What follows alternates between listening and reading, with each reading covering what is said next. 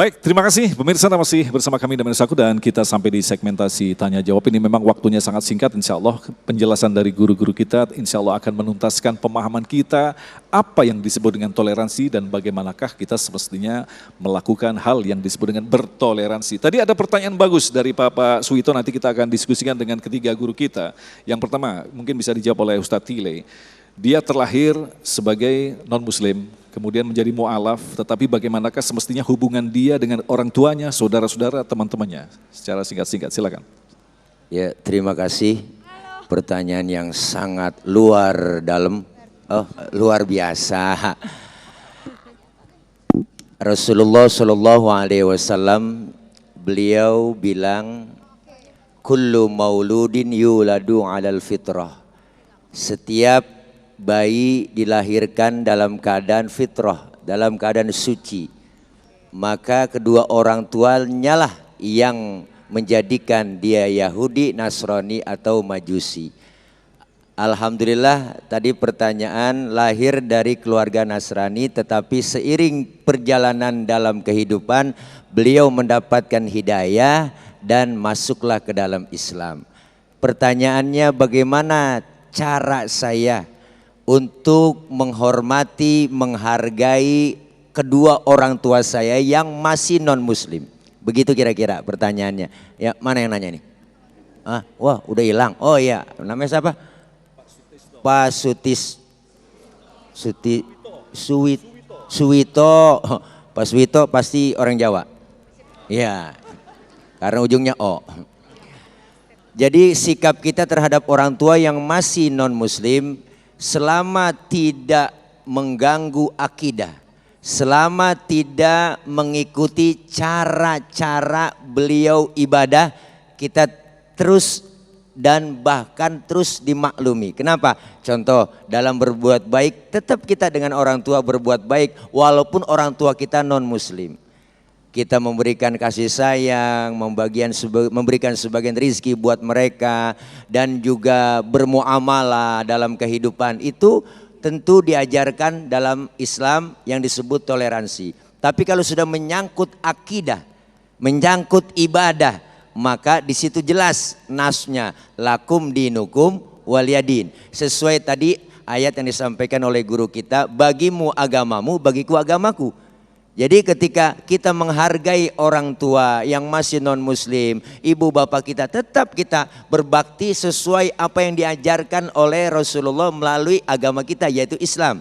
Tetap berbuat baik, kasih sayang, memberikan hadiah, memberikan sesuatu yang kita punya, kelebihan harta, kelebihan rezeki, dan juga mau bersilaturahim, terus sambung silaturahim. Insya Allah kita berharap agar mereka mendapatkan taufik dan hidayah pula seperti yang kita jalani. Itu terus kita berbuat muamalah, berbuat baik tetap dianjurkan di dalam Islam. Jangan pernah kita memusuhi cuma gara-gara beda agama, beda keyakinan kita ribut, kita berantem, kita nggak akur, kita nggak pernah bersilaturahim. Itu sangat disalahkan dalam Islam. Inilah yang disebut toleransi yang sesungguhnya. Barangkali itu nanti ditambahkan oleh guru kita. Kalau memang kurang puas, silakan nyari kepuasan di luar. Makasih dari saya. Cari pengajian di luar maksudnya. Ya begitu kira-kira. Baik, Ustadz Jumahrudin tadi telah menjelaskan sedikit tafsir tentang lakum dinukum waliyadin. Artinya kita harus mengambil sikap yang tegas dalam urusan akidah. Itu di atas kertas seperti itu. Pada wilayah pemahaman memang seperti itu. Tapi pada kenyataannya yang sering terjadi ketika seorang anak atau siapapun keluar dan convert ke keyakinan yang lain, yang terjadi justru adalah pemutusan hubungan silaturahmi. Ini adalah bukan pekerjaan yang mudah. Lantas bagaimanakah mencari jalan yang paling bijaksana untuk menghadapi masalah ini? Ya, pertanyaan yang sangat luar biasa ya. Ada ayat yang keren sekali Mas Agung.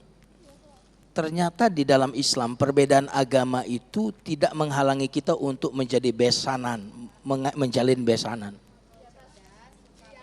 Jadi kita bisa punya kakak ipar non muslim, bisa punya adik ipar non muslim, bahkan ada anak-anak kita ibunya adalah non muslim, tapi syaratnya non muslim adalah Yahudi dan Nasrani. Karena Yahudi dan Nasrani itu dalam perspektif agama kita namanya Ahlul Kitab. Makanya dibedakan antara non muslim yang di luar Yahudi dan Nasrani dengan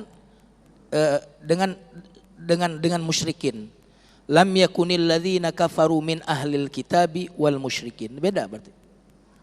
Penamaannya saja sudah beda. Bayangkan di dalam surat Al-Maidah Mas Agung sangat luar biasa. Wa ta'amul ladzina utul kitaba hillul lakum. Sembelihan ahlul kitab Yahudi dan Nasrani, kalau kita hidup di negara yang mayoritas Nasrani atau Yahudi, sembelihan mereka itu halal kita makan. Kurang toleransi apa agama kita ini?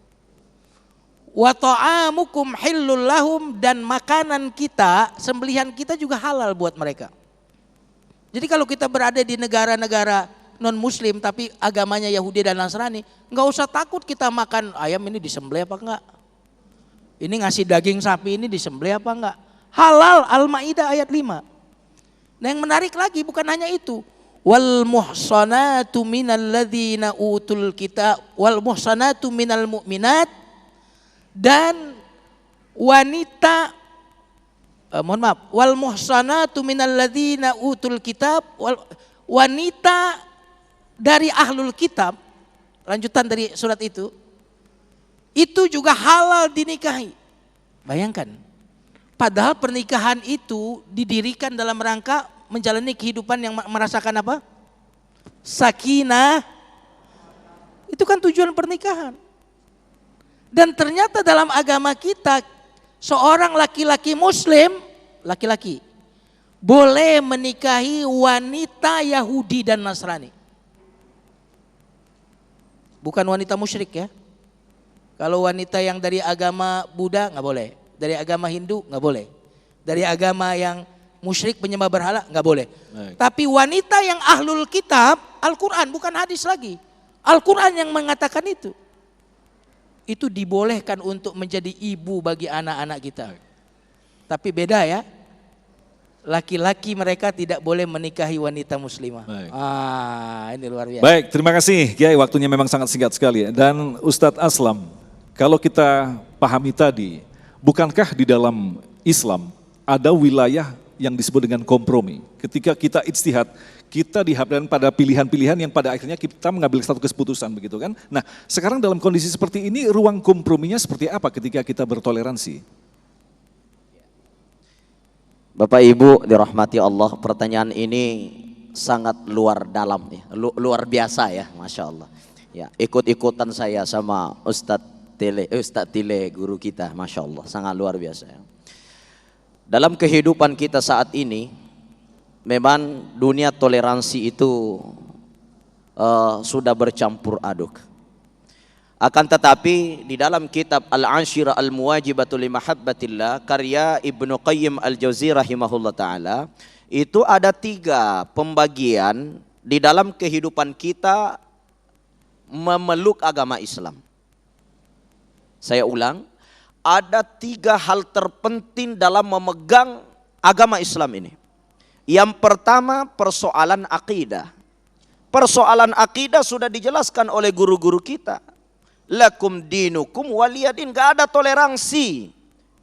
Lam yalid walam yulad. Allah itu tidak beranak, tidak diperanakkan. Tidak ada istilah Tuhan ala ini, ala ini, ala itu, gak ada. Qul huwallahu ahad, laisa kamitslihi syai'un. Gak ada toleransi persoalan akidah kita, keyakinan kita la ilaha illallah. Tidak ada yang menghidupkan, tidak ada yang mematikan, tidak ada yang memberi rezeki, tidak ada yang mengatur kehidupan illallah, kecuali Allah Subhanahu wa taala. Itu akidah. Persoalan yang kedua adalah persoalan akhlak. Inilah antara anak dengan orang tua, mungkin ibunya tiba-tiba jadi murtad, atau mungkin memang dia hadir dan lahir dari keluarga Nasrani atau keluarga Yahudi, kemudian dia masuk dalam Islam, keluarganya masih memeluk agama lain, dia wajib menghormati, dia wajib menghargai. Sampai-sampai Rasulullah mengajarkan kepada anak-anak non-muslim yang belum memeluk Islam dari keturunan-keturunan Arab Quraisy, apa kata Rasul? anak-anak tidak boleh meninggikan suaranya lebih tinggi dari suara orang tuanya. Mesti orang tuanya pun belum memeluk Islam, anak-anaknya sudah pada masuk Islam. Ya, wala tarfa sautakum, jangan kau tinggikan suaramu dari suara orang tuamu. Artinya apa? Akhlak perlu dijaga. Silaturahmi harus tetap berjalan. Itu namanya akhlak. Tapi akidah kita jelas tadi. Yang ketiga adalah persoalan muamalah. Ini yang ketiga. Muamalah ada aturannya. Berjual beli di antara mereka selama dalam jual beli itu tidak melanggar kaidah-kaidah yang diatur di dalam ajaran akidah kita, boleh. Tidak berlaku riba, muamalahnya boleh dengan non muslim. Iya. Mungkin kita berjual beli dengan persoalan yang halal, boleh. Barang-barang yang halal, boleh. Tapi kalau jual beli babi, itu persoalannya nanti beda. Iya. Baik. Karena ada persoalan haram di dalam jual beli. Jadi tiga ini yang kita perhatikan. Akidah tidak ada toleransi. Akhlak wajib dijalankan. Muamalah harus diatur sesuai dengan aturan yang ada di dalam Quran dan Sunnah Nabi Muhammad sallallahu alaihi wasallam. Terima kasih Kiai dan pemirsa yang dirahmati Allah. Sesaat lagi sahabat saya Sasa akan berbincang-bincang dengan seorang psikolog, Poppy Amalia, dengan tema perbedaan pola asuh anak. Selepas pesan-pesan berikut ini, tetaplah bersama kami Damai Indonesiaku.